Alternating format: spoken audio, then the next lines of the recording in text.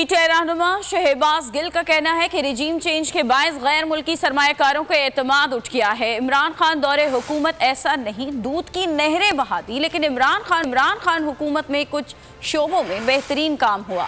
शहबाज गिल ने कहा कि मरियम बाजी तहरीक इंसाफ को तोड़ने का मिशन लेकर आई हैं।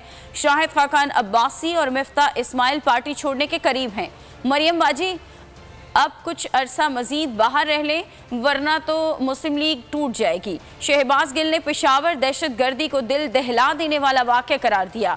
दहशत गर्दी पर पीपी और नून लीग की पॉलिसी मुख्तलिफ थी। शहबाज गिल ने वाजे किया कि आइन के तहत नया इलेक्शन नागुज़ीर है।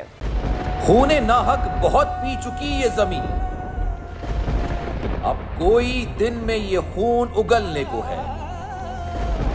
खत्म हो जाएगी ये तमाशागरी, वक्त पलटेगा रोजे जजा की तरह। ये जो पेशावर में ताजा लहू है बहा, एक क़यामत करेगा फलक पर बपा।